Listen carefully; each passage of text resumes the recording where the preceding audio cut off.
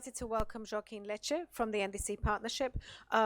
As I said, we've just got 15 minutes for the presentation, but I know you've already got one prepared. So without further ado, please, the floor is yours. Thank you. Thank you very much. Thank you, Malin. It's a pleasure to be here. I'll try to be brief on my slides so you have time for questions and answers and interaction. So I'll try to give an overview of what the partnership is, what is our constitution, what is our governance model, and what we do and how we do things, so you can get a better sense of the types of services and the type of work that we are providing to member countries. And I also try to collect some specific information that I believe could be more relevant for the audience. So kind of like cases where we are working with climate change laws, specific legislations, and things that are necessarily going through parliamentary approval. So the partnership is a coalition of countries. So it was created by and for countries. So we have developing countries, and also international institutions. And it was created to basically provide support to developing countries in advancing on the implementation of their climate and development priorities. Next slide, please. So we work on like three main areas: reducing emissions, increasing resilient capacities and adapting to climate change, but also on mobilizing resources for the transition and for increasing resilience at the national level. Next slide. We are based on principles. So after the partnership, the discussions of creating the partnership started immediately after the Paris Agreement was signed in 2015. So a group of countries and international organizations came together saying, okay, we have the NDCs, we have the national commitments, we need now to implement those. And to implement those, we need to have a whole of government approach, and we need to coordinate, and we need to work across different institutions to be able to deploy all the technical knowledge and the resources that are needed to be able to implement those NDCs. So when countries and institutions join the partnership, they basically adhere to this principle. So these are the 10 principles that are kind of our guiding stars, and that's the only thing that the organizations or countries need to adhere to. Next slide, please. So basically, as I mentioned, we are created as a mechanism to implement the Paris Agreement, and we support countries in the process of planning, first and now reviewing the NDCs, building the first NDCs and the long-term strategies, planning for the implementation, but also continuously improving that process as it goes through the NDC cycle, and then now thinking also long-term to the long-term low-emission development strategies. We support countries in accelerating the NDC implementation based on this collaborative, collective approach, raising ambition and quality. So we supported 67 countries in 2020 to review and to implement, improve their NDCs. And we also have a dedicated initiative now to provide support to the review of the next round of NDCs, but also the long-term, the creation, the long-term low-emission development strategies, and aligning the two instruments. The NDC looking towards 2030, and the long-term low-emission strategies 2050. We also provide support mobilizing technical and financial resources to our members. I'll provide a little bit more details of that, and also mainstreaming NDCs into core processes that the government have: national development plans, public financial management systems. So basically those that can be embedded into the national context, national priorities, so that can be implemented more effectively. I think some of the slides were jumping, so I can just go back and mention a few things. So the first one is like, who is our membership to date? So we have 124 member countries, 100 developing countries, 24 developed countries, and we have approximately 100 international organizations. And then we have them, what we call the institutional partners. So those are basically UN agencies, multilateral development banks, and other government-related or affiliated institutions. And we also have what we call the associate members. They are basically non-government institutions that are working at the regional or global level supporting climate and development action. So examples like CPI, TNC, WWF, and many others that are operating in this space. Can you move to the next one? Next one. Yeah, so this is the membership, as I mentioned, 124 countries, 53 institutions, 41 associates. Next slide. These are the country members, so developed and developing countries. Developed countries play a key role in terms of, one, we need to have collective action, we need to have more ambition from everyone, but they also provide support, be it technical assistance, financial assistance to the developing countries that are seeking for support in different areas when it comes to the NDCs. Next slide. This is an overview of our institutional members. So as you see, we have multilateral development banks, several UN agencies, regional bodies as well. And then next slide. And then the associate members, as I mentioned, non-government related institutions. So a few examples here. I even see some that are also part of your network as well. Next slide. So to our governance, how are we structured and how we deliver support to our countries? Next slide, please. You can move the next one, so I can. Next one. Yeah. So what is the structure of a steering committee? So we are governed by two co-chairs, always a developed and a developing country. This is our third rotation. Currently, we have Rwanda and the UK as our co-chairs.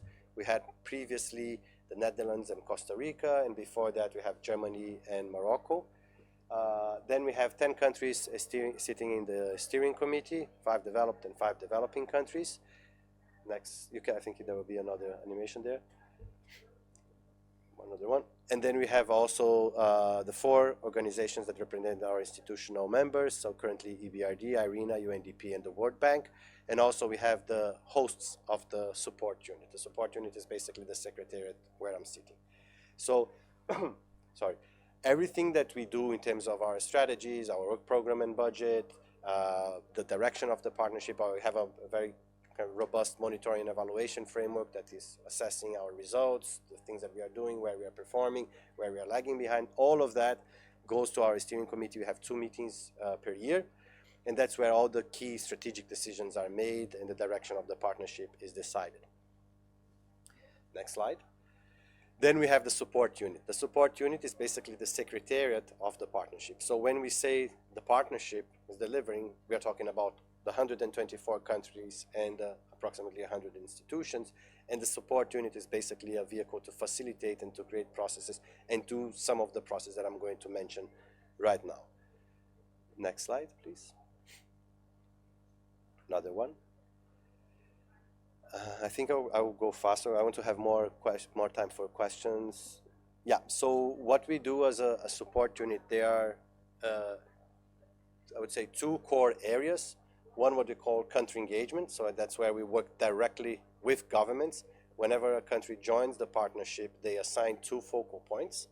One focal point that comes from the Ministry of Environment or Climate, and one focal point that is the Ministry of Economy, Finance, or Planning.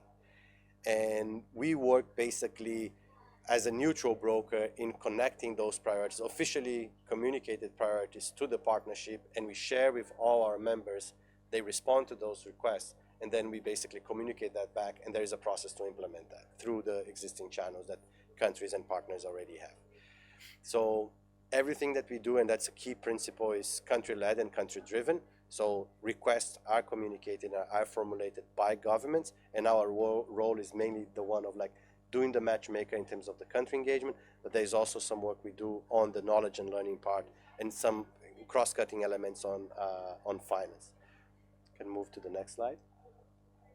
One of the key principles, and I think that's something that is relevant for the discussion today, is that we encourage and we promote a whole of society approach. So basically we understand that the challenge of climate change is one that can only be, we can only deliver on NDCs, ambitious NDCs, and implementation of mitigation and adaptation priorities if you are engaging the whole of government and the whole of society. So through the processes we have, when we start engaging with the countries, there is a process of mapping out the critical stakeholders that are in the country, consultations with all the stakeholders to identify where they stand, where the priorities lie, and what are the areas in which they need more support. This then is communicated to us through our focal points, and then we work to mobilize support for that. We have also, as part of that, specific strategies. So we have a gender strategy that is embedded in the way we do our work, both in country engagement and knowledge and learning, and also a youth engagement strategy that is also connected to that approach of going beyond just national government institutions, but also other entities. Also specific focus on private sector as part of our finance work. Next slide.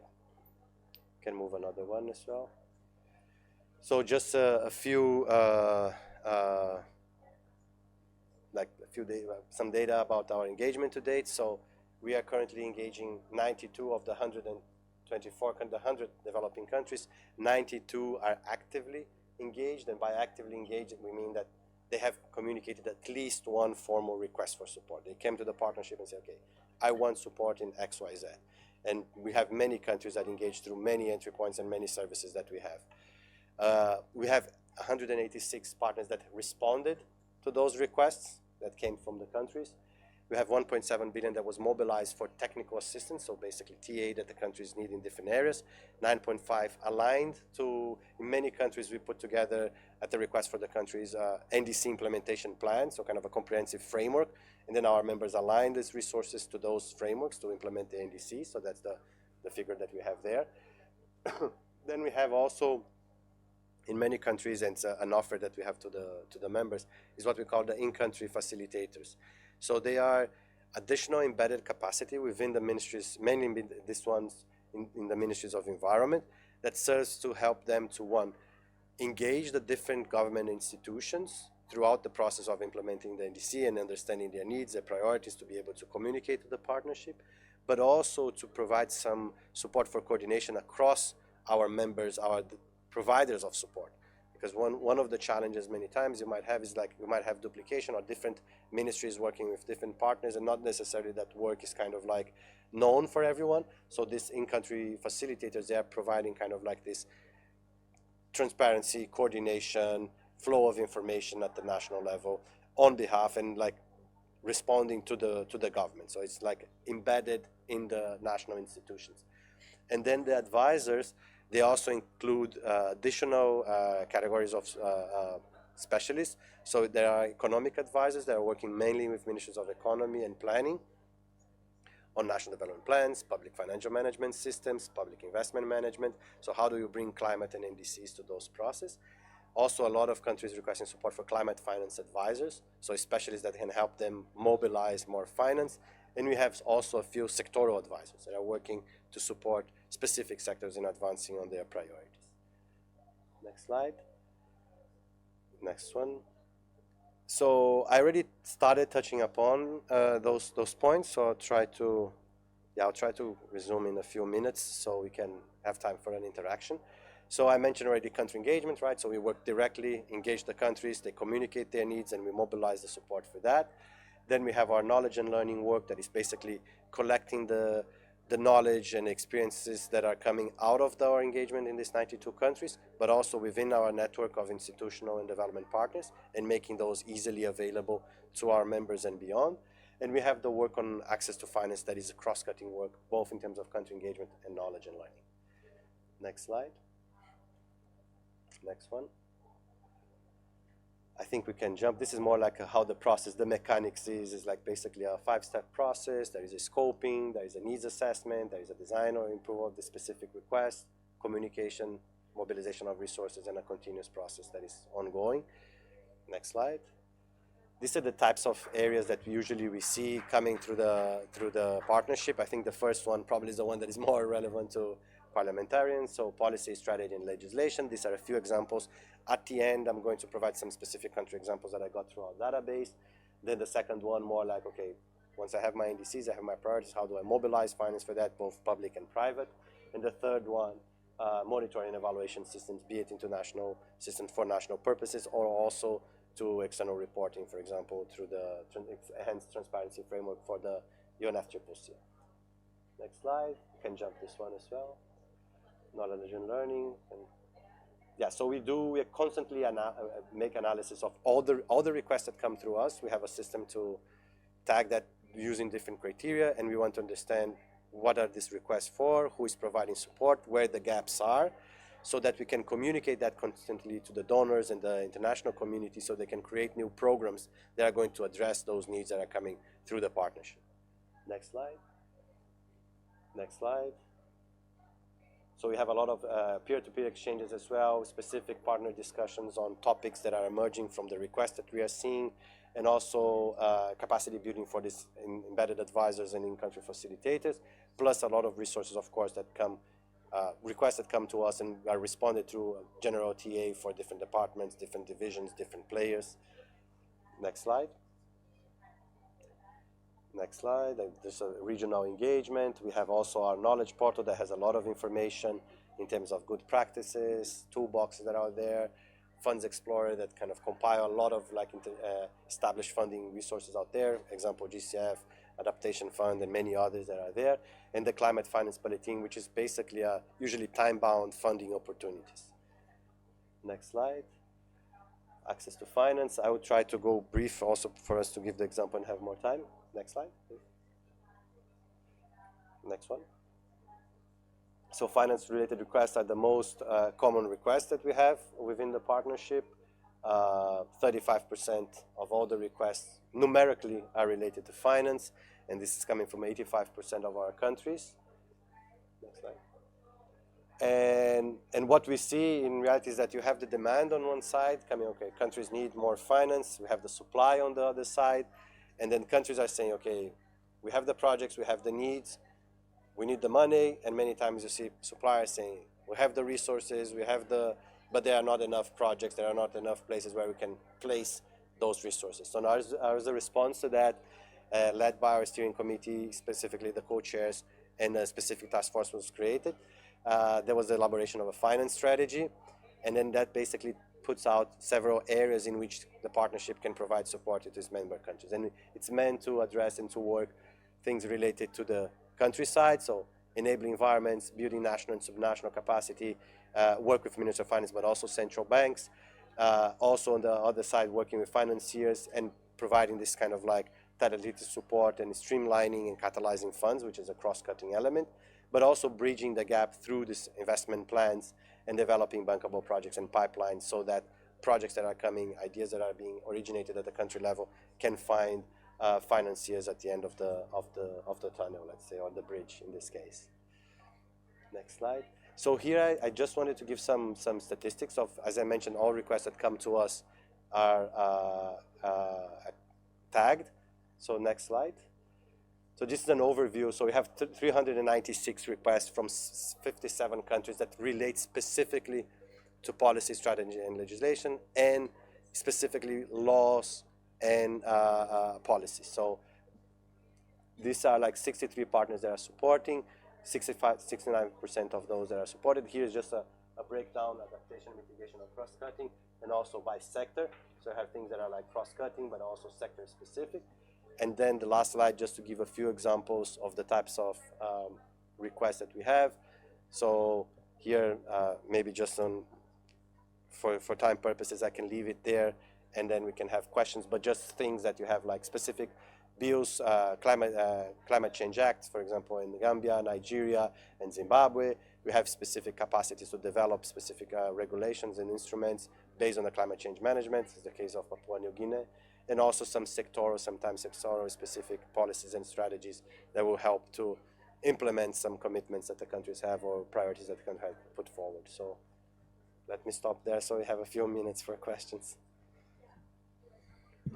So thank you so much, Joachim. Unfortunately, we won't have time for questions because we have to go live to the Scottish Parliament. We just need to do the setup. Okay. But I think this has set us up for a proper webinar with you. And it's very exciting that the former president of Globe International is one of the co-chairs, yeah. Graham Stewart. So I think that, you know, he's very keen to support parliamentary understanding of the various resources and mechanisms out there. So this has been a really enlightening session from the NDC partnership, and for sure we will come back to you. So I'm afraid I had to rush the closing of this, but thank you so much once again.